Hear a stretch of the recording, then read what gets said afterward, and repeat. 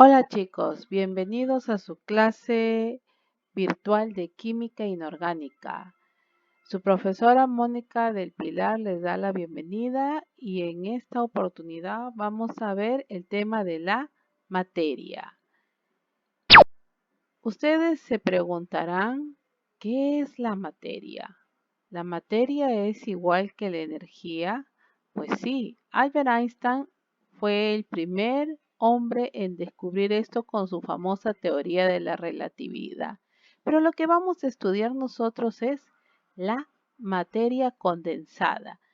Como materia condensada, entonces es todo lo que tiene masa y volumen. Sus propiedades pueden ser de dos formas. Primero, las propiedades generales, es decir, que lo presenta todo tipo de materia, por esto no sirven para identificar una sustancia, como son la masa, que es la cantidad de materia que tiene un cuerpo, y el volumen, que es el espacio que ocupa un cuerpo.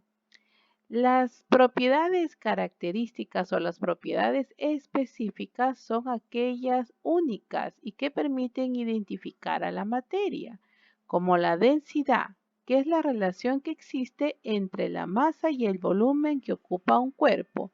La densidad es propia de cada cuerpo. Otra de las propiedades tenemos es la solubilidad, que es la máxima cantidad de soluto que se puede disolver en un volumen a una temperatura dada. El punto de fusión y el punto de ebullición, que también son únicos por cada tipo de materia. ¿Qué es el punto de fusión? Es la temperatura a la que se produce el cambio de sólido a líquido, y la ebullición es cuando todo el cuerpo comienza a pasar al estado gaseoso. Cambios físicos y químicos. Eso es lo que siempre vemos en la materia. Además de eso, también se presentan los cambios nucleares que lo vamos a estudiar en el siguiente bimestre. ¿Qué es un cambio físico? Son aquellos en los que no se altera la identidad de las sustancias que lo experimentan. Sigue siendo la misma sustancia. Por ejemplo, cuando combino azúcar en agua. Ambas sustancias se mezclan pero mantienen su identidad y se pueden volver a separar. Los cambios químicos, cuando se producen, alteran la identidad de las sustancias, deja de ser lo que eran. Tenemos también el mismo ejemplo del azúcar, pero esta vez lo vamos a calentar y ¿qué es lo que vamos a obtener? Un sólido negro e insípido, y de él se va a desprender vapor de agua. Por lo tanto, decimos que se ha producido un cambio químico porque el carbono con agua no volverá a ser azúcar nuevamente. Entonces, los cambios químicos son más profundos que los físicos y no es posible valerse de manipulaciones físicas como la filtración, destilación, cromatografía para recuperar la sacarosa. Vamos a ver si has entendido el tema. Si mezclamos café con leche, ¿qué será? ¿Un cambio físico o químico? Muy bien, felicitaciones. Es un cambio físico, no se altera la materia. Si se rompe una maceta, ¿será un cambio físico o químico? Excelente, también es un cambio físico. El hidrógeno y el oxígeno se combinan para dar agua. Entonces, estamos hablando de un cambio. Muy bien, parece que estás comprendiendo el tema porque sí es un cambio químico. El hidrógeno y el oxígeno se transforman ahora en una molécula de agua. Cuando el hielo se funde, es decir, pasa a estado líquido, estamos hablando de un cambio. Felicitaciones, F de físico, así es. Cuando un clavo de hierro se oxida, es un cambio. Si dijiste químico, estamos bien. No te preocupes si te has equivocado, estamos todavía aprendiendo. Cuando destilamos una disolución de agua y sal, separando el agua de la sal, ¿qué tipo de cambio es? Excelente, es un cambio físico. Un trozo de carbón arde, por lo tanto, estamos hablando de un cambio.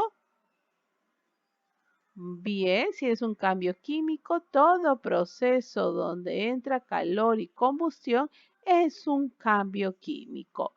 El agua hierve. Bien, si es físico, porque el agua está pasando ahora al estado gaseoso, sigue siendo agua. Una manzana se pudre o también se oxida, por lo tanto es un cambio químico. Muy bien. El yodo sublima. ¿Será un cambio? Bien, es un cambio físico porque la sublimación es un cambio de estado de la materia. Obtención de vino por fermentación del mosto de la uva. Excelente, si es un cambio químico, la uva dejó de ser uva y se transforma en vino. Ya no puede convertirse nuevamente a uva. Se quema el gas butano de una bombona o de una cocina. Entonces sí, es un cambio químico. Muy bien. Dar una patada a un balón. Excelente, si es un cambio físico. Circula corriente eléctrica por un cable. También es un cambio físico. Felicitaciones. Tenemos las dos últimas. Evaporación del agua. Muy bien, si es cambio físico porque es cambio de estado de la materia y la conversión de la nata de la leche en mantequilla es un cambio químico. Muy bien. Si te ha costado un poco hacer esta práctica, te recuerdo que cambio físico no cambia el estado de la materia, sigue siendo la misma materia, sigue siendo agua, sigue siendo leche, sigue siendo un clavo. Para un cambio químico deja de ser esa materia para transformarse en otra. Ten presente eso. Los estados de agregación son tres los que tú conoces y son sólido, líquido y gaseoso. Sólido porque ya no se puede comprimir, tiene una forma constante y un volumen constante.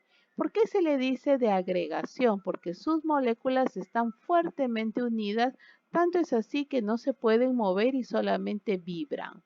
El estado gaseoso es un estado donde las moléculas están libres y se mueven constantemente y son muy desordenadas. Por eso es que el gas tiene una forma variable, es muy comprensible y tiene un volumen variable. El estado líquido es un estado intermedio entre sólido y gaseoso. Las moléculas aquí están unidas, pero no como en el estado sólido. Pueden moverse ligeramente y eso les permite adoptar la forma del recipiente que lo contenga y no se puede comprimir al igual que el estado sólido. Sólido entonces son partículas ordenadas, líquido partículas en desorden y gas partículas casi en libertad. Las partículas que constituyen la materia se atraen entre sí por fuerzas de tipo eléctrico y ahí es cuando tenemos, por ejemplo, una solución de agua con sal. ¿Qué es lo que sucede aquí? El agua, las partículas están unidas de una manera muy fuerte.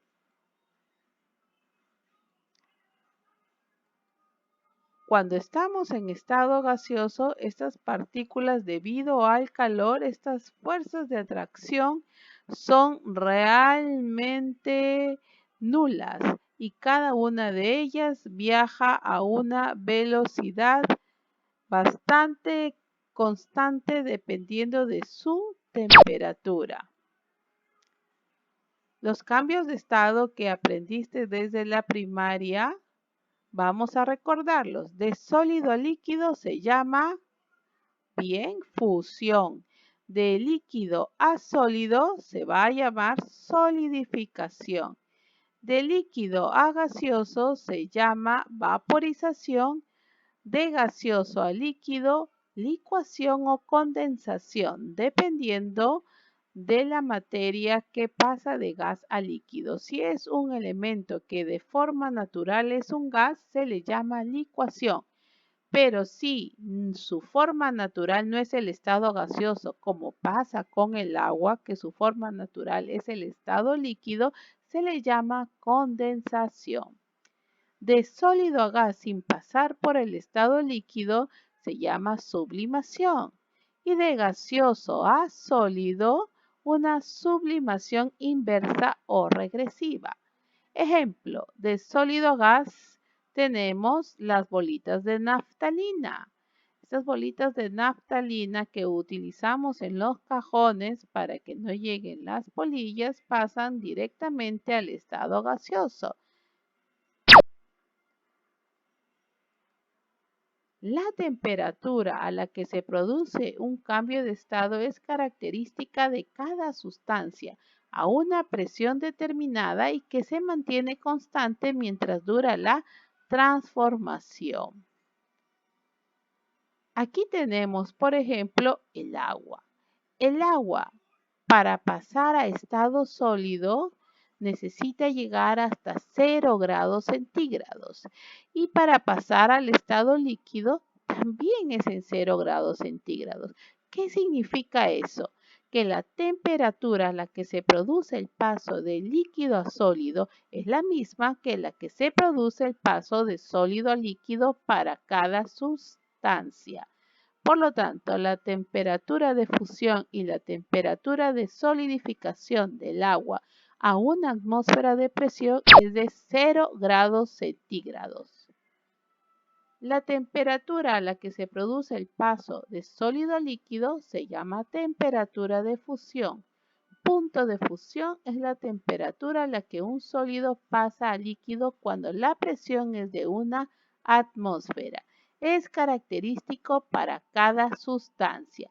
La vaporización es el paso de líquido a gas y puede ser de dos formas. La evaporación, es decir, que se produce a cualquier temperatura. No necesitamos calentar la sustancia. Y la ebullición si necesita una temperatura alta o tenemos que calentarlo. Por ejemplo, cuando el agua empieza a hervir, todas las partículas son capaces de pasar a fase gaseosa independientemente del lugar que ocupen en el recipiente que lo contenga. Punto de ebullición es la temperatura a la que un líquido pasa gas a la presión de una atmósfera. Entonces, cuando tenemos un líquido en un recipiente abierto, el aire ejerce sobre la superficie del líquido una presión que tiene que vencer las partículas de líquido para pasar a estado gaseoso. Cuanto mayor sea la presión atmosférica, mayor es la temperatura a la cual se lleva a cabo la ebullición. Al aumentar la presión atmosférica, aumenta la temperatura de ebullición. Y eso es lo que sucede cuando utilizamos una olla de presión. Cuando cocemos los alimentos en una olla normal, aunque sea con tapa, la presión existente, si es que estamos a nivel del mar, será de una atmósfera y la temperatura máxima que se alcanza es 100 grados centígrados. Pero en una olla de presión, esta es mayor de una atmósfera, ya que la presión atmosférica se suma a la presión ejercida por el vapor del agua acumulado. Según se va acumulando vapor, va aumentando la temperatura de ebullición del agua, 120 grados centígrados, 150 grados centígrados, por lo que los alimentos se cuecen más rápido.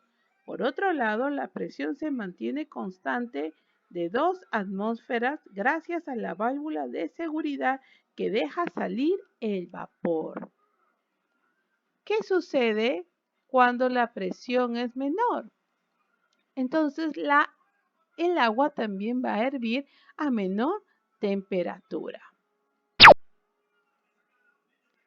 Aquí tienes tú una gráfica donde puedes ver muy bien que a mayor presión, mayor la temperatura de ebullición. A menor presión estamos hablando de ciudades que se encuentran a diversas alturas. Por ejemplo, en Ayabaca.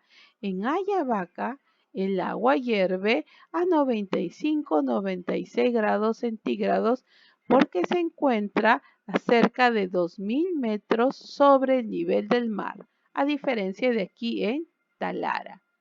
Si una sustancia que en lo alto del monte Everest hierve a 30 grados centígrados al nivel del mar, ¿a qué temperatura hierve? ¿Será a 10 grados centígrados o a 50 grados centígrados? La respuesta correcta es la B, porque a menos altura, más presión y más temperatura de ebullición. Tenemos aquí una gráfica de un gas que comienza a ser enfriado. De 100 grados centígrados pasa a 75 grados. Se conserva en esta etapa por 6 minutos y desciende drásticamente la temperatura hasta 20 grados centígrados y nuevamente se mantiene por 7 minutos en 20 grados centígrados. ¿Qué es lo que sucedió aquí? Lo que estás viendo es una gráfica de cambios de estado de la materia. Cuando se quede en esta meseta de 75 grados centígrados, el gas se está transformando a líquido, es decir, que se está condensando.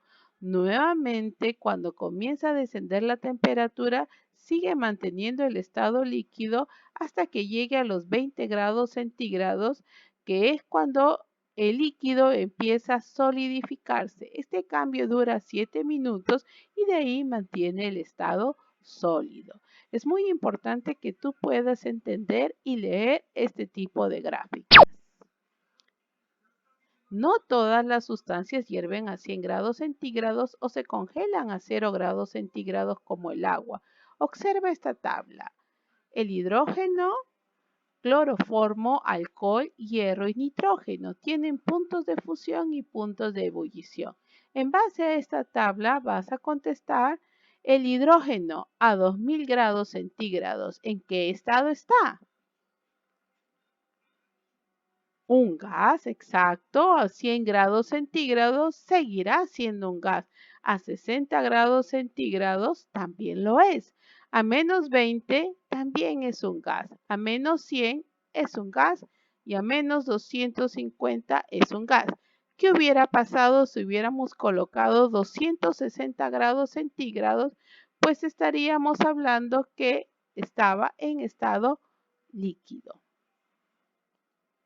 El cloroformo a 2000 grados centígrados es un gas, a 100 grados es un gas y a 60 grados ya está en estado líquido. A menos 20 en estado líquido y a menos 100, ¿qué será? Muy bien, está en estado sólido, menos 250 en estado sólido.